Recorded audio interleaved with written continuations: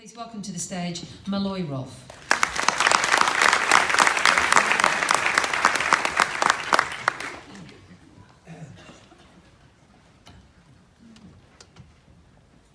Well, I'll start again. Hello everyone, my name is Malloy. Today I'm going to share a story that starts with what it was like for me growing up as a lesbian in the 1950s.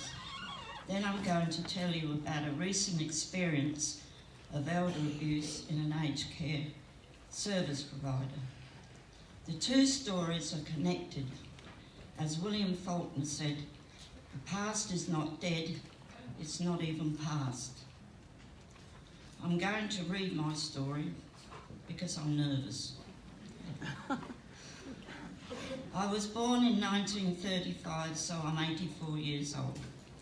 Growing up as a lesbian in the 50s was awful. My family didn't want anything to do with me because I was a lesbian, and I couldn't deny who I was. So we had very little contact. Then in my early 20s, I had a breakdown, and I moved in with a person I called Auntie Thelma, but she wasn't really an aunt. She was a very devout Catholic woman who took me in and was like a mother figure. She didn't approve of me being a lesbian, so she talked me into going to see a psychiatrist at Hillcrest Psychiatric Hospital in Adelaide. I went into Hillcrest as a voluntary patient, an inpatient, and the psychiatrist said to me that if ever I went back to practicing being a lesbian again, God wouldn't love me. I was an inpatient for 3 months and then an outpatient for 6 years. He tried elective convulsive therapy, psychotherapy, pinprick therapy, LSD, and anything else he thought might turn me straight, but it didn't work. I eventually decided that my sexuality wasn't a sin, and so I pulled away from the so-called treatment. I realised that I'd been told to give up my sexuality in order to be loved. That's not what God wants, and that's not love. I learned to stand on my own 2 feet. I accepted myself as a lesbian, and I made a life for myself. I met my partner, Natalie, and we were together for 22 years, excuse me. We had a wonderful time.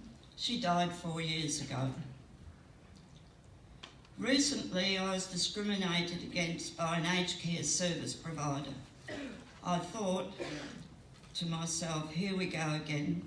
I felt rejected, I lost hope, and the will to keep fighting.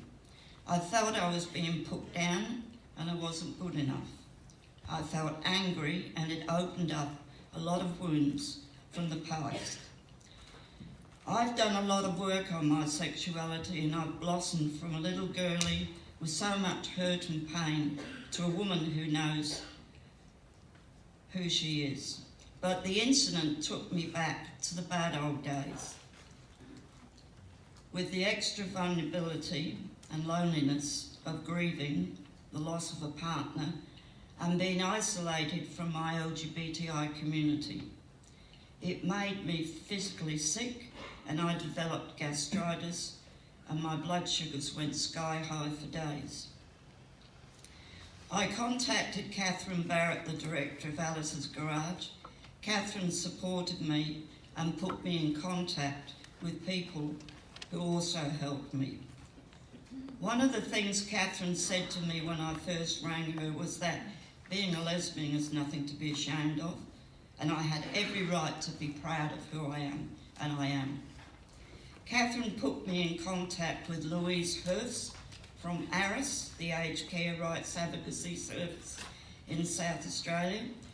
Louise advocated for me, she put me at ease, she was professional, and at the same time she was very caring towards me. Louise and I met with the aged care service provider to talk about what happened. It was really stressful. In the meeting, I felt I was under attack Having Louise there was great. Louise tried to get the service provider to see what it was like from my perspective. She told the service that what they were doing was discrimination. That's nice. Is that God?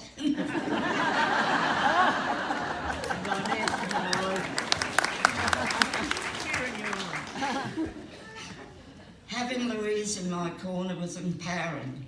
I didn't feel I was there alone. I felt I was with someone who knew how to handle it all. I trusted her, she knew my story, and she was supportive.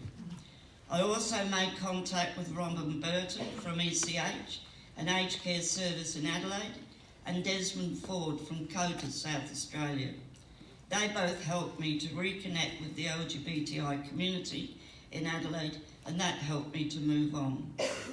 I'm happy with the way things are now. I'm back on my feet. The support I got has made me feel more confident about myself again. I feel more cared for than I used to be, more loved, whatever that means.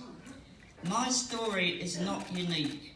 There are LGBTI elders who experience abuse and discrimination every day of the week, but they are not speaking up because they're too scared. What is unique about my story is that I'm willing to speak out publicly.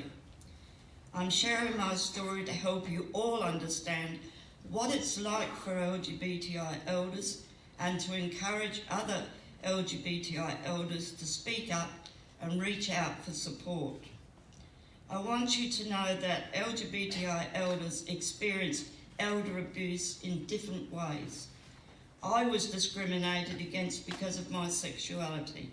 Others are discriminated against because they're trans, intersex, or because of same-sex relationships or their bodies. See, I told you the past is not dead.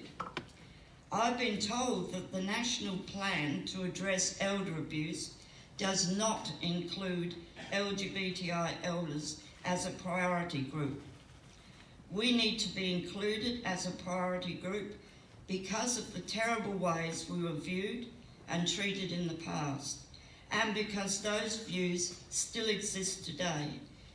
They exist in the abusive ways that some service providers and family members treat us, and they exist in our reluctance to access advocacy or support service because we are frightened of discrimination or because we still think we have to straighten up our lives to avoid upsetting the status quo.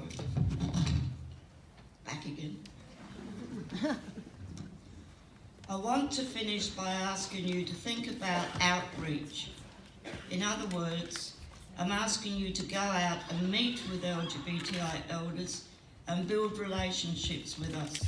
Let us know that you understand that what we have experienced in the past, and let us know that you are here for us now. Thank you for listening.